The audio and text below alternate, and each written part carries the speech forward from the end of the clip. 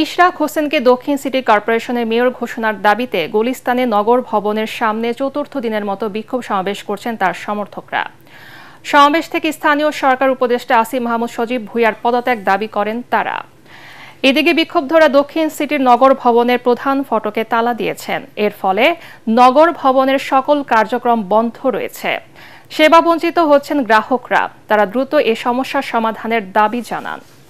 যতক্ষণ পর্যন্ত ইশরাককে তার ক্ষমতা বুঝিয়ে না দেওয়া হয় ততক্ষণ পর্যন্ত এই আন্দোলন চলবে ইনশাআল্লাহ।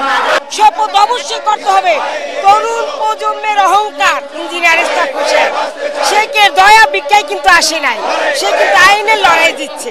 বিজয় ঘোষণা করার পর যখন সে তার শপথের প্রস্তুতি নিয়েছেন তখনই এই প্রশাসন, এই খুনি হাসিনার সহকারীরা তাকে শপথ নেওয়ার জন্য বিভিন্ন ভাগে বাধা দিচ্ছেন, আদালতে আবার আপিল করতেছেন।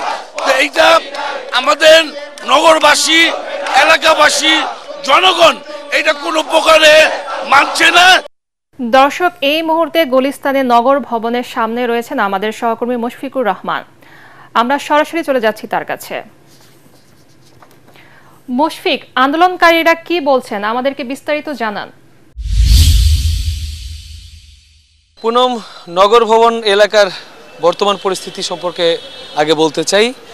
বর্তমান পরিস্থিতি কিছুটা শান্ত রয়েছে। সকালবেলা বেশ সরগরম ছিল গুলিস্তানের এই দক্ষিণ সিটি কর্পোরেশনের নগর ভবন। এখানে কিন্তু ঢাকা মহানগর দক্ষিণের বিএনপি এবং অঙ্গ সংগঠনের নেতাকর্মীরা তারা কিন্তু ইশরাক হোসেনকে তার যে দায়িত্ব, মেয়রের দায়িত্ব বুঝিয়ে দেওয়ার জন্য আন্দোলন করেছে, গণসমাবেশ করেছে এবং নগর ভবনের সামনের যে রাস্তাটা, সেই রাস্তাটা কিন্তু তারা বন্ধ করেই আন্দোলন করেছে আমরা দেখেছি। এবং তারা সেখান থেকে দাবি জানিয়েছেন যে দ্রুতই ইশরাক হোসেনকে তার যে দায়িত্ব কোর্টের নির্দেশনা অনুযায়ী সেই দায়িত্বটা বুঝিয়ে দেওয়ার জন্য, এবং সেখান থেকে কিন্তু তারা আসিফ মাহমুদ সজীব ভুঁইয়া তার কিন্তু পদত্যাগের দাবিও করেছেন। বর্তমানে পরিস্থিতি কিছুটা শান্ত থাকলেও স্বাভাবিক নয়, কারণ নগর ভবনের প্রতিটি গেটে ঝুলছে তালা এবং নগর ভবনের যে সার্বিক সেবাদান, প্রতিদিনে যে সেবাদান, সেটা কিন্তু ব্যাহত হচ্ছে, বন্ধ রয়েছে আসলে। কারণ আমরা কথা বলেছি বেশ কয়েকজন সেবা গ্রহণ করতে আসা এমন কয়েকজনের সাথে।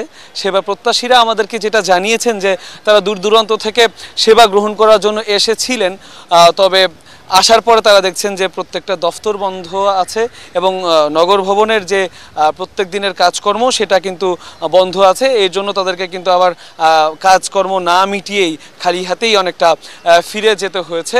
আমরা কথা বলেছি আন্দোলনরত কর্মচারীদের সাথে। নগর ভবনের কর্মচারীরাও কিন্তু আন্দোলনে রয়েছে। তারা সাফ জানিয়ে দিয়েছেন যে মেয়রের দায়িত্ব ইশরাক হোসেনকে বুঝিয়ে দেওয়ার আগ পর্যন্ত তাদের এই আন্দোলন, এই সংগ্রাম কিন্তু চলতে থাকবে এবং কার্যক্রম তারা বন্ধ করে দিয়েছেন। তাদের কাজে তারা ফিরবেন না বলে তারা কিন্তু জানিয়েছেন। যেটা জানিয়ে রাখতে চাই, গতকালকে কিন্তু আন্দোলন থেকে তারা লং মার্চ করেছিল এই নগর ভবনের সামনে থেকে এই সচিবালয়ের উদ্দেশ্যে। তবে প্রেস ক্লাবে তাদের আটকে দেওয়া হলে তারা কিন্তু এসে এই নগর ভবনের গেটগুলোতে তালা লাগিয়ে দেয়, সেই তালাটা এখনও ঝুলছে। এর ফলে সাধারণ মানুষ কিন্তু দুর্ভোগে পড়েছে এবং কর্মচারীরা, আন্দোলনকারীরা তারা কিন্তু বলছেন যে ইশরাক হোসেনকে তার প্রাপ্ত দায়িত্ব, মেয়রের দায়িত্ব বুঝিয়ে দেওয়ার আগ পর্যন্ত তাদের এই আন্দোলন সংগ্রাম কিন্তু চলতে থাকবে এবং আগামীকালকেও তারা কিন্তু কর্মসূচি ঘোষণা করেছে। তারা কিন্তু আগামীকালকেও সকাল 10টার দিকে আবারও সমবেত হবে এই নগর ভবনের সামনে।